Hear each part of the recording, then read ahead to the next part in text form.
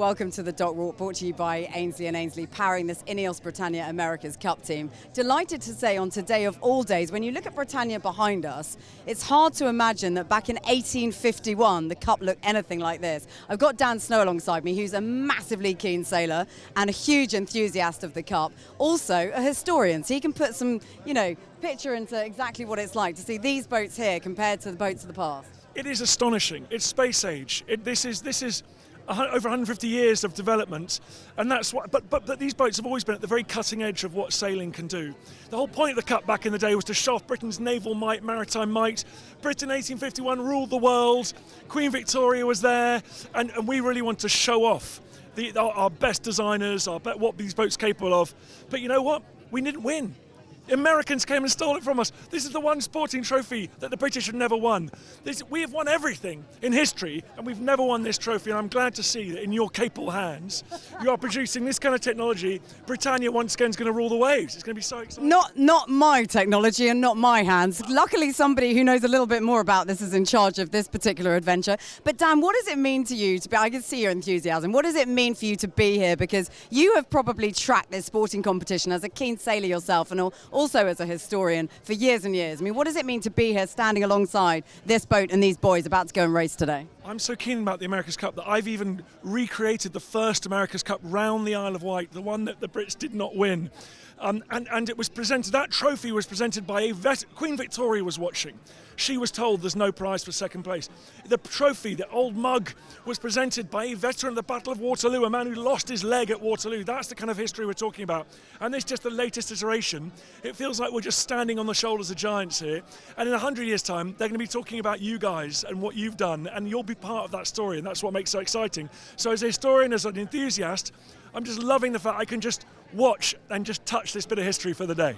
But somebody who loves sailing, you would be desperate to get out on one of these things, right? Yes, I would. Do you need that? I've got my lycra. I'm ready to go. I've been training. I mean, my dream would be to go on a foiling boat like this and just experience what wind technology can do. Because, by the way, there's a really important point here, that the internal combustion engine, which dominated the world for 100 years, that's ancient history. What you're looking at here is not just exciting racing, elite performance.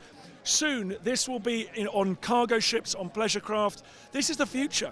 We're going back to the wind, and that is just so exciting. Yeah, it's hugely exciting, and I do think that once we're over in Barcelona, once this Cup competition is, dare I say it, won, we'll get you out. We'll get you out on the water. We'll get you out there. I'll make you that promise right here, right now. Dan, have a brilliant, brilliant, brilliant day. Thank you very much. Lovely to see you. Right, come with me this way and let's talk to Iain Williams, who is our start coach, about what his strategy is going to be for today against the French. Iain, can I grab your attention over here? Just want to talk to you about how we're going to master this start today against the French. We know that starts are important in this game. What are we going to do today to make the difference? Well, in the light wind, it's really all about the gas and bad air off the sails. So we're going to be trying to position our boat upwind of them so we can give them bad air on the start.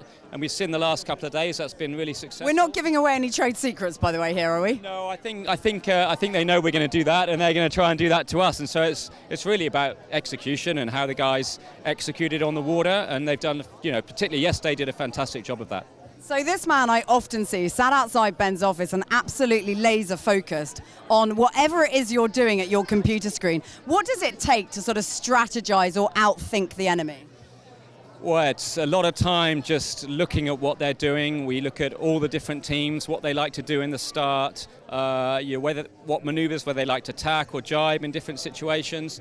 If we can predict a little bit ahead of time what they're likely to do, we can then be set up for the counter punch. Okay, well, hopefully that's exactly what we're going to do today. I'm going to get down onto the dock and see a couple of sailors if I can. Come with me, Louis. Just watch out for the ramp and don't fall down it. Let's go. Hi, Dilbot. High five. Let's go. That's one of Freddie Carr's kids, along with Mason, his other elder son. Let's just get down here near the boat. Past the cameraman. Louis, watch out for this guy here. Neil Hunter. Hello, my friend. Hello. So what does today look like as far as your job is concerned? Well, firstly, I think it's pretty grey and there's not much wind at the moment, so we're not really sure what that looks like. The forecast's actually all right later on, so we're hoping it fills in. One race against the French, so I'm just waiting. These lads are docking off now, and I'll head out in half an hour or so, jump on for the race, and then max here for 30 minutes, isn't it? Feels a bit close today, doesn't it? The temperature feels a little strange. It started off with thunderstorms in the sky this morning, and it's, like you say, we're just keeping an eye on what the weather window is doing. How much of a difference will it make if we do get a little bit more wind than is forecast? Yeah, I mean, some of the models are showing up to kind of 13, 14 knots, which would make for epic racing here in Barcelona. Like, we haven't seen that much breeze recently, so we're all gagging for a bit of breeze and get these boats ripping. Yeah, what is amazing, if you think about to date, we haven't seen that high a knottage speed, have we, where the wind's concerned. So imagine what these boats can do in 14 knots of wind. Don't forget, of course, you can watch all the action on TNT Sports and on YouTube. And later on, there'll be an analysis show, which also you'll be able to see on YouTube. Let's hope for a good day's racing.